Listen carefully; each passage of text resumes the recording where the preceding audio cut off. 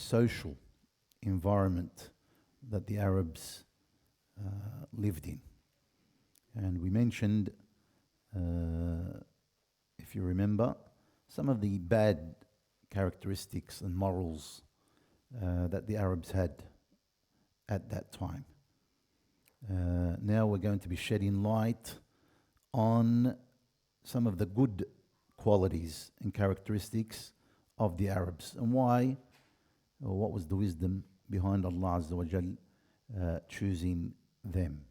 And first and foremost, before going on to that, why Allah Azza wa Jal chose in brief the Arabian Peninsula in general, especially or specifically the holy city of Mecca, the holy city of Mecca. The wisdom of Allah Almighty decreed that this sun, which dispels darkness and fills the world with light and guidance, should rise from the horizon of the Arabian Peninsula, which was shrouded in darkness, as we saw, and in dire need of reformation, in dire need of this radiant light that Allah Azza wa Jal wanted for this world. Wanted for this world. Mecca, my dear brothers, was the site of the first house built for Allah Azza wa Jal's worship, as we all know. Mecca was the site of Allah's first house for worship. So why the Arabian Peninsula? Why Mecca in specific? Well, you have the answer there. Mecca, the Kaaba, the sacred house, was the first house built for the worship of Allah Azza wa Jal. It was the home of Ibrahim and Ismail, as we mentioned to you in some of our previous lessons. And so it was appropriate to host the world's first universal religion. And I say this very carefully. The world's first universal religion. Why is that so?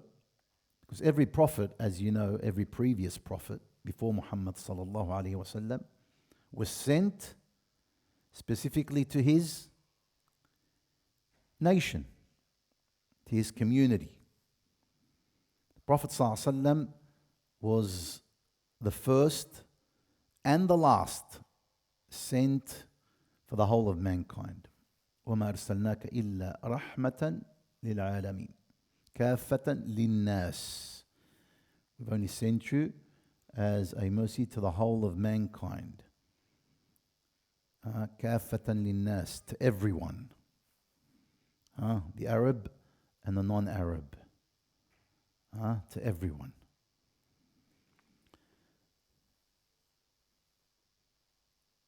Geographically, my dear brothers, if you look deeply also into the position of Mecca, the Arabian Peninsula, you'll find it at a crossroads between several continents. Europe, Africa, Asia. And it's a center of the world. It's at the center of the world. So subhanallah, yani, it connects basically the whole world together, Europe, Africa, and Asia. We also have to remember above all that Ibrahim alayhi salam supplicated Allah Azza wa Jal that he sends prophets from his progeny, from his lineage. And Allah answered that call. Allah Azza wa Jal answered that call. He answered that supplication. So you'll find every prophet after Ibrahim alayhi salam, they came through his children. Huh? Every prophet came through the lineage of Ishaq, except for our Prophet Muhammad sallallahu alaihi wasallam, who came through the lineage of his other son, Ismail. But all prophets after Ibrahim alayhi salam came through his lineage. Huh? So, yani Ibrahim alayhi salam, when he was building the Kaaba, he said, رَبَّنَا وَابْعَثْ فِيهِمْ رَسُولًا مِّنْهُمْ يَتْلُ عَلَيْهِمْ آيَاتِكَ وَيُعَلِّمُهُمُ الْكِتَابَ وَالْحِكْمَةَ وَيُزَكِّيهِمْ إِنَّكَ أَنْتَ الْعَزِيزُ الْحَكِيمُ. My Lord, raise from among them, yani Ismail and his lineage, his progeny, who was Ibrahim's son, among them a messenger who will recite to them your revelations, teach them the book and wisdom, and purify them. Indeed, you are alone, Almighty, All-Wise. You are indeed Almighty, All-Wise. And that is why the Prophet ﷺ said in authentic hadith, أَنَا دَعْوَةُ أَبِي إِبْرَاهِيمُ وَبُشْرَى عِيسَى عليه السلام. I am the answered supplication of my father Ibrahim alayhi salam. And I am the glad tidings that Isa came with concerning my coming into being. Isa prophesied that Muhammad was going to come into being after him. And even up until today, in the corrupted Bible, there's remnants of these prophecies. There's remnants of these prophecies. If you look deeply into the Bible, and I'd advise you to read Ahmad Deedat's book, Muhammad in the Bible.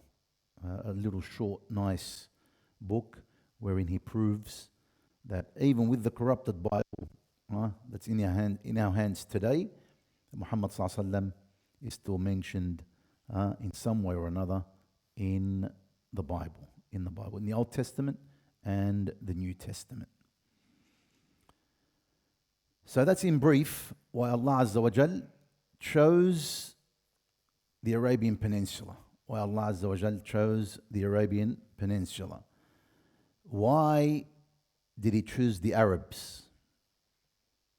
Why did He choose the Arabs to receive this call and then spread it to the furthest reaches of the world? What was specific or special about the Arabs? Well, the Arabs, in brief, my dear brothers, had certain good qualities. We've shed light on the bad qualities that they had, but they had certain good qualities which probably others might not have had. They had a lot of good qualities that made them receptive to this prophetic message. Let's have a look and shed light on some of these important good qualities that the Arabs had. First and foremost, subhanAllah, they had a natural intelligence. They had a natural intelligence. Natural intelligence, you can look at it from two aspects. Firstly, they were excellent memorizers. They were excellent memorizers. SubhanAllah, a lot of them were illiterate, yet they could memorize poems with thousands and thousands of phrases. They could memorize something that you'd give them or they'd hear for a first time immediately without you having to repeat what you said. And even if it was a poem, and it's been narrated that Ibn Abbas radiallahu anhu used to hear the poem once for the first time.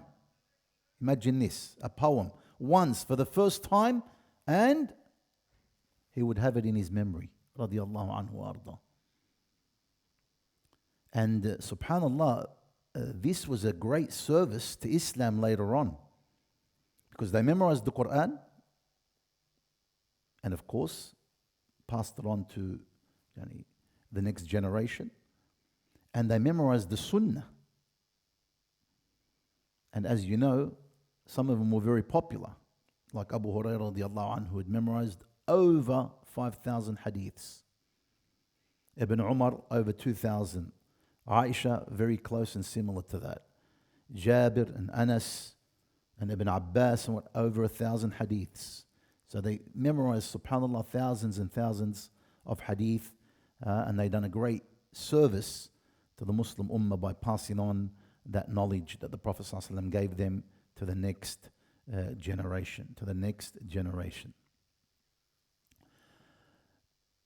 And also that might be due to, subhanAllah, the healthy environment that they were living in. The healthy environment that they were living in. A desert environment is different than an urban environment or a city environment, which is polluted by interacting with different people, different ideologies, even the air. SubhanAllah, the desert air is different. So they had a very healthy environment, which probably helped in that memorization of theirs. Another very important aspect concerning this natural intelligence is that the Arabs possessed an innocence that can be described as ignorance of falsehood.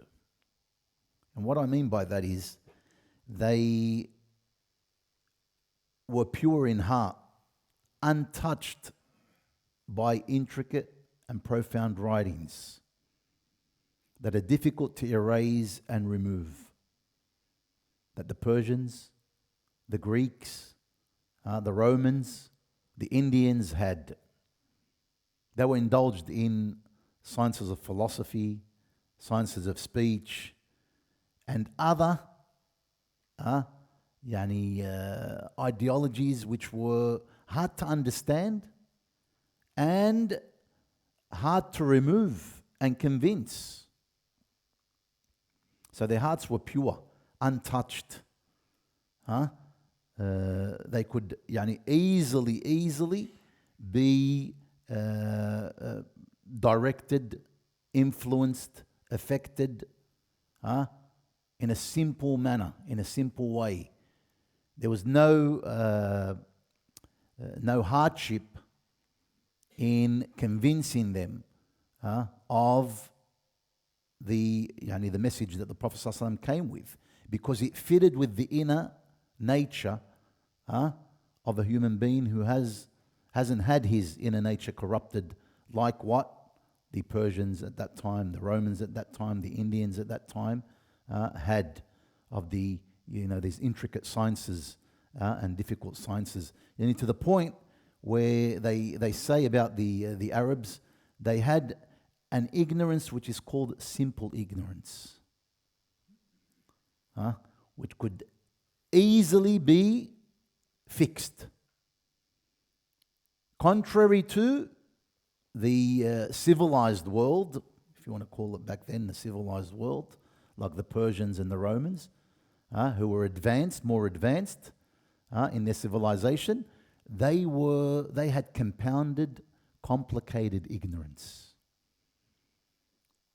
Jahl al-basit wal-jahl al-murakkab.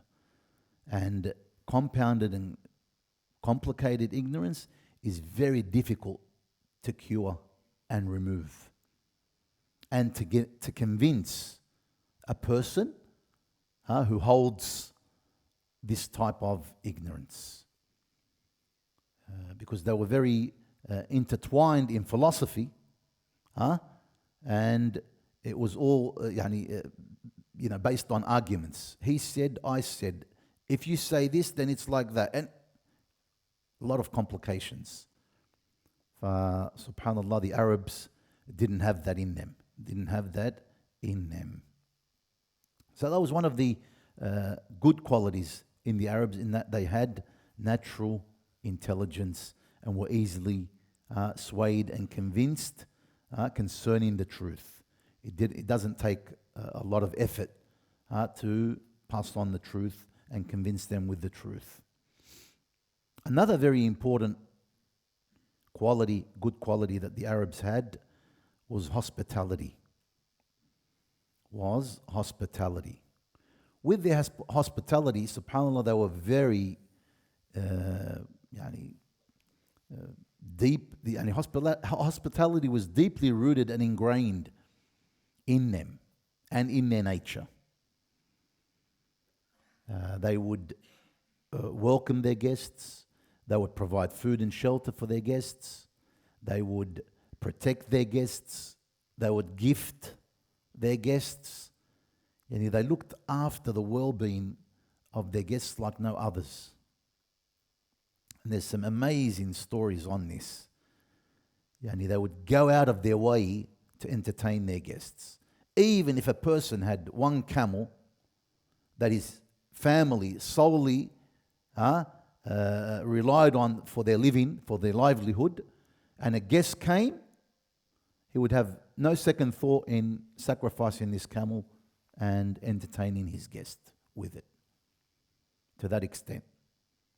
And there's a lot of stories about Hatim al-Ta'i, one of the pre-Islamic Arabs, and his amazing hospitality and entertaining his guests, wherein he would at times sacrifice hundreds of camels, sometimes up to 1,000 camels, to entertain his guests. And they were very well known for their generosity and welcoming guests and providing for them. To a point where Aisha radiallahu anha once remembered one of these great entertainers of guests, Abdullah ibn Jad'an. He was one of the pre-Islamic Arabs who was famous for this. She said to the Prophet ﷺ, Ya Rasulullah, inna ibn Jad'an kana fil jahiliya yuqri al-dayf wa yafiqu al-'ani wa yuhsinu al-jiwar wa yasilu al-rahim فهل ينفعه ذلك؟ فقال صلى الله عليه وسلم لا ينفعه ذلك لأنه لم يقل يوما من الأيام رب اغفر لي خطيئتي يوم الدين. يعني لم يؤمن أو لم يكن موحد. لم يؤمن أو لم يكن موحد. Aisha radiallahu anha remembered one of the pre-Islamic Arabs, Ibn Jad'an, Abdullah ibn Jad'an, who was famous, as I said, for entertaining his guests. She said to the Prophet ﷺ, O Prophet of Allah, Abdullah ibn Jad'an, he used to entertain his guests. Like, he was well known for that. And he used to free the captives. He used to be kind and respectful to his neighbors. He used to keep ties with his close relatives. Has this benefited him in any way? In all these good deeds that he's done. Remember, this guy died on shirk and disbelief. But the Prophet ﷺ said, no, it hasn't benefited him in any way. Because he did not say, one day, my Lord, forgive me. Forgive me on the day of judgment.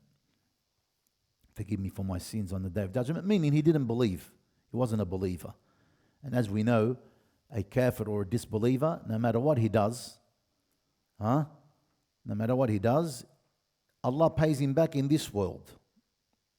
As for the hereafter, then his abode, wal-'iyadhu billah, is the fire.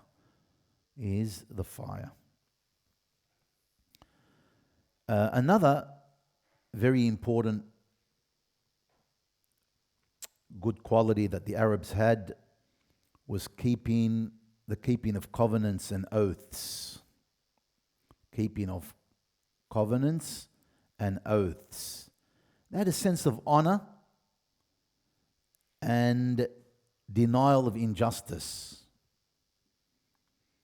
They were firm and determined and had a strong resolve concerning this issue. And subhanAllah, there's a lot of stories in pre-Islamic times where they would cause war over certain issues like this. If one of their tribal leaders or tribe, or whether man and or woman, were in any way dishonored or oppressed or injustice was committed towards them, they would stand up towards that injustice. They would fight. And they wouldn't keep quiet on the injustice. Bloodshed would be caused because of this. So they used to place huge significance and emphasis on this. And it was, to them, it was crucial in maintaining trust and social order within their tribes and with other tribes.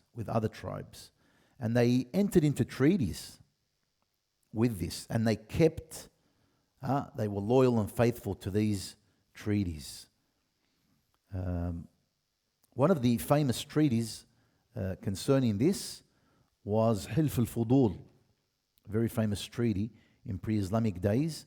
And Hilf al-Fudul, the Prophet ﷺ, when he was young, he actually attended this treaty between the tribes.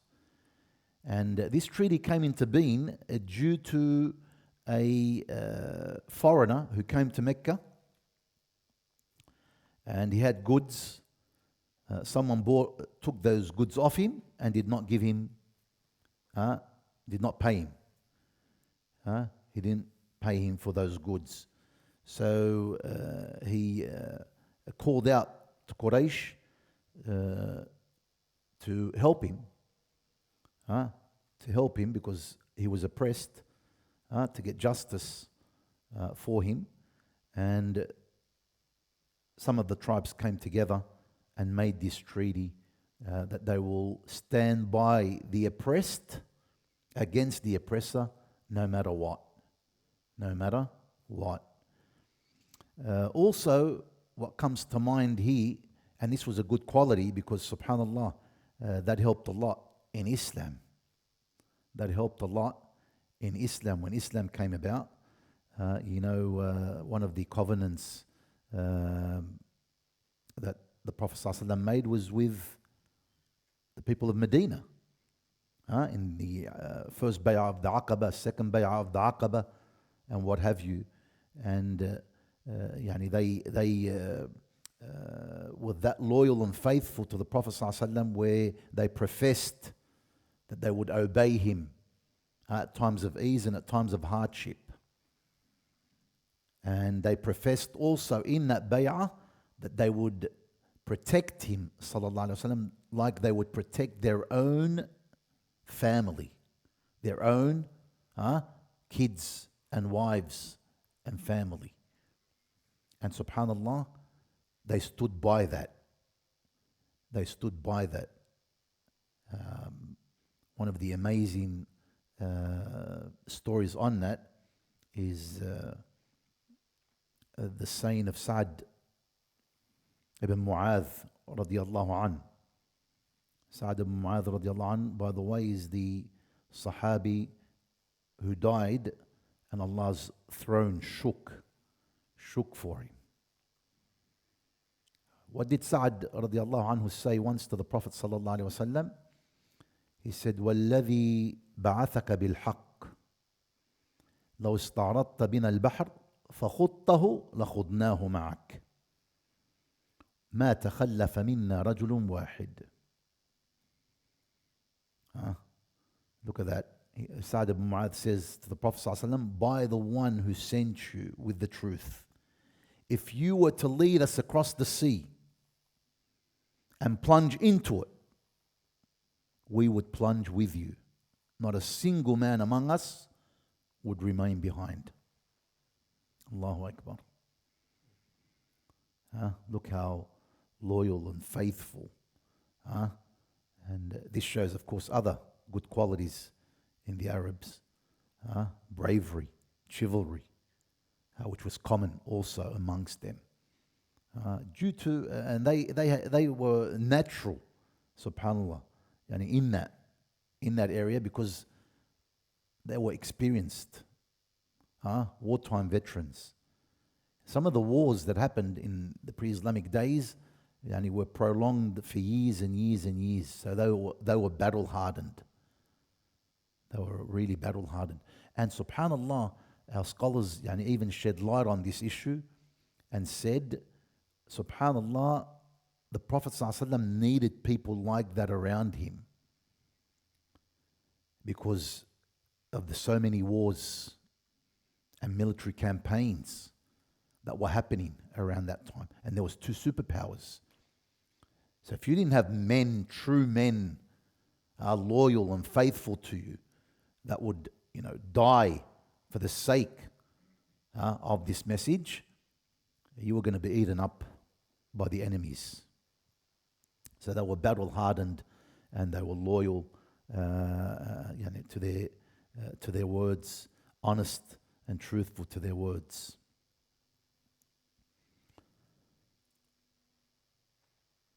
Another very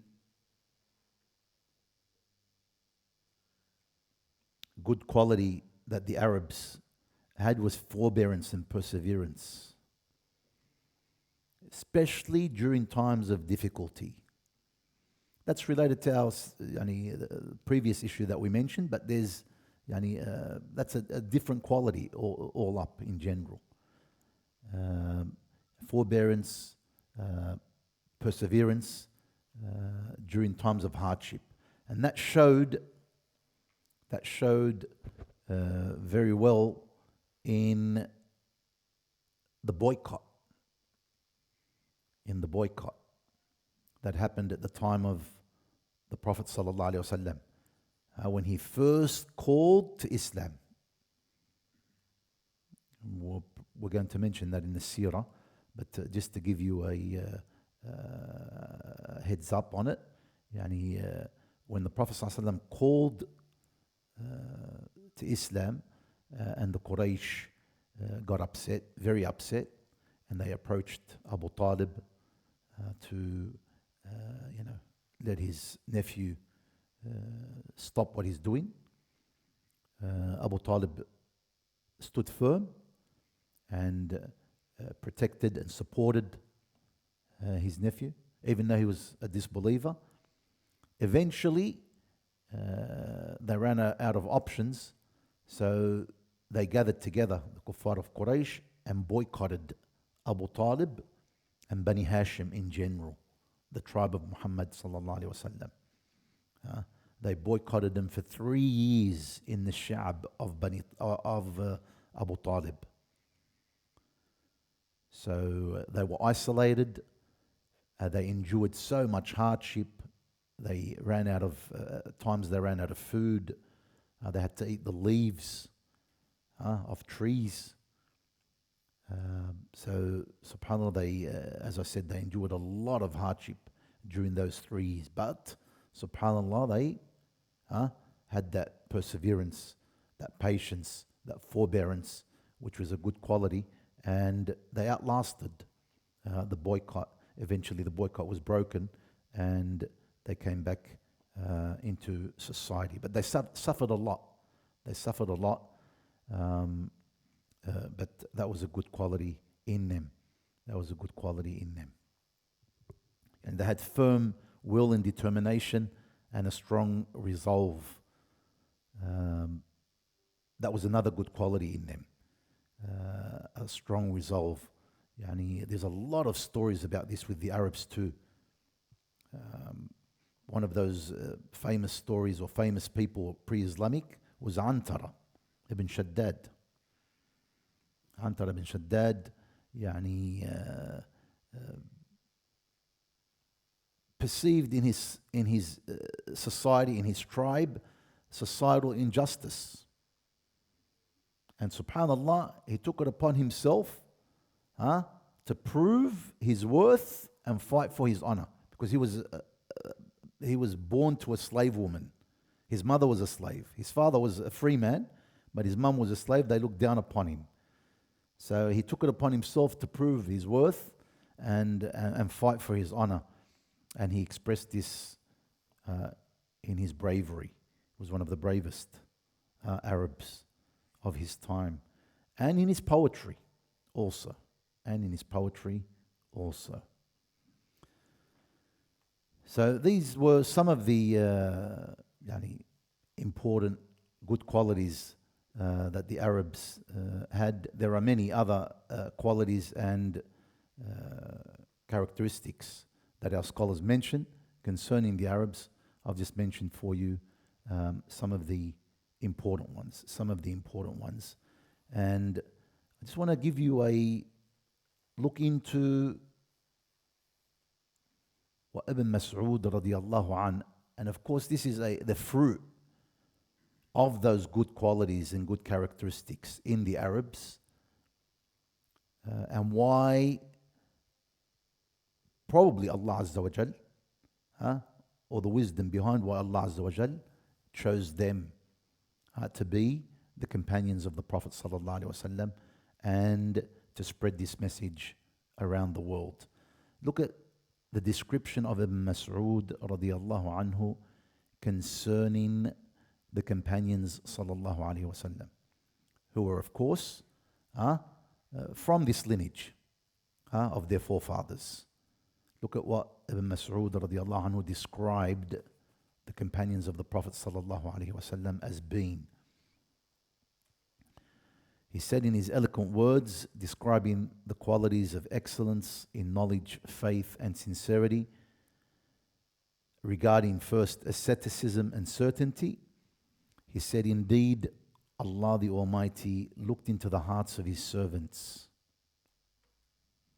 And pay attention, close attention to this, my dear brothers, because this is Ibn Mas'ud, one of the great scholars of the Sahaba radiallahu anhu. Look at the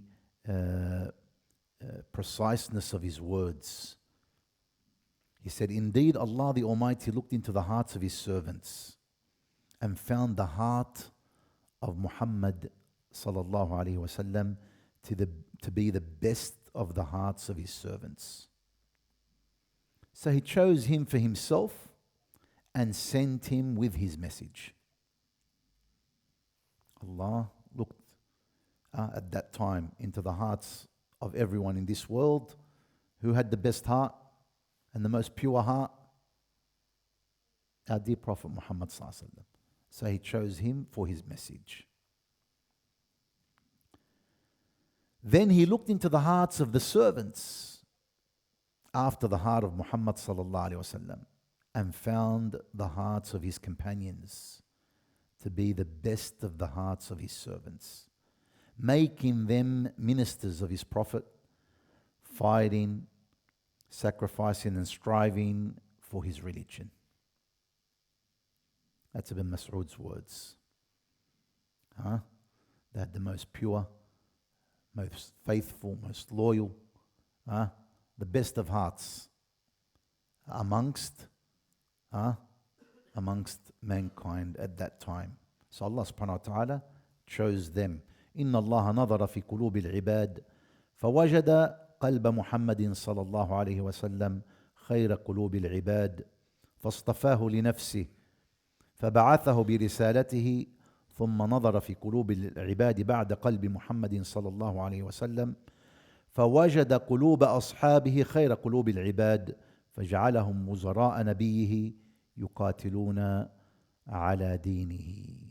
هذا كلام ابن مسعود في وصف الصحابة رضي الله عنهم وأرضاهم.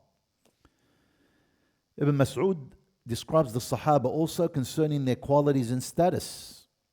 He says the following: they were the best of this nation, the most righteous of hearts, the deepest in knowledge, and the least involved in showing off, in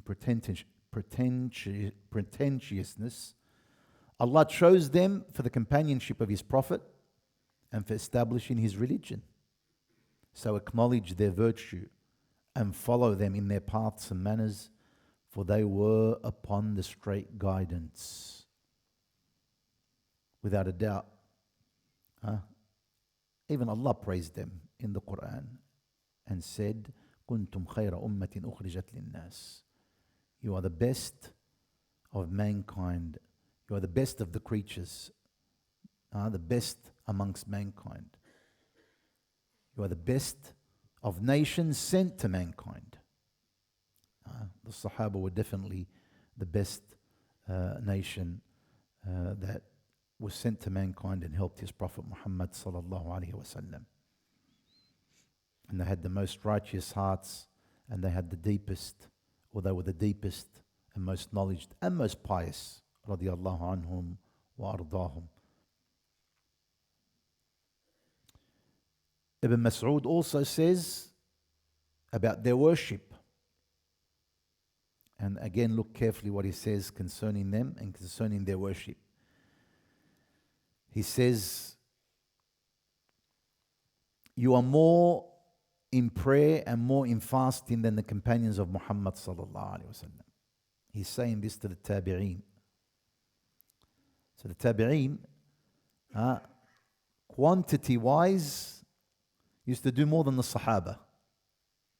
Used to probably pray more, used to give in sadaqah more, and other good deeds and worships. Yet he says, you are more in prayer and more in fasting than the companions of Muhammad sallallahu alaihi wasallam, and they were better than you. Yet still they were better than you. They were more ascetic than you regarding the world, and more eager than you for the hereafter. And more eager than you for the hereafter. They were more pure at heart. Their intentions and sincerity were, subhanallah, were like no other.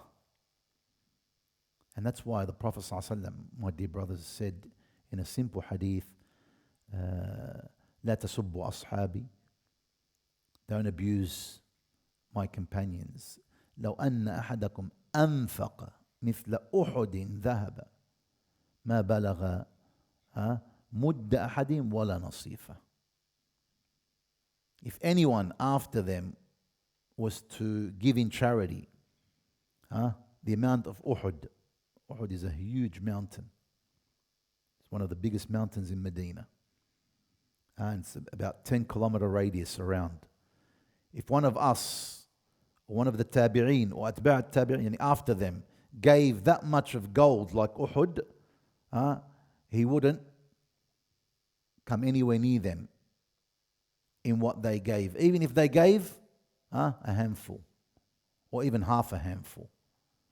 You giving that much in gold, you still won't be able to gain their virtues and their rewards. You wouldn't gain their piety and sincerity and what have you. For the Sahaba radiallahu anhu who carried this religion to us should be honored and respected and loved at all times. In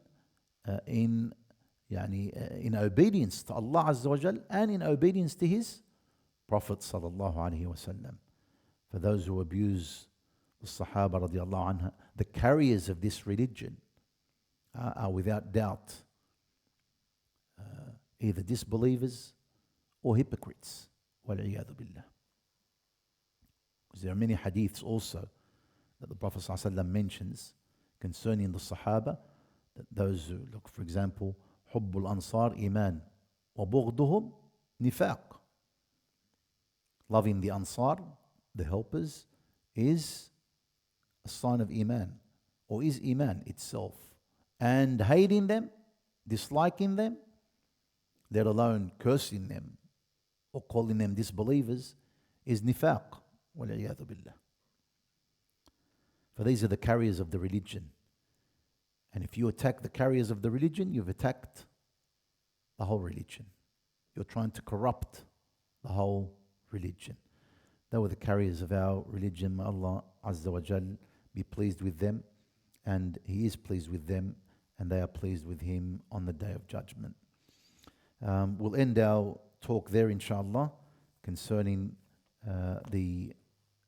this topic or last topic And then inshallah, with next week, we'll be entering into the lineage of the Prophet sallallahu alaihi wasallam, and right after it, his birth.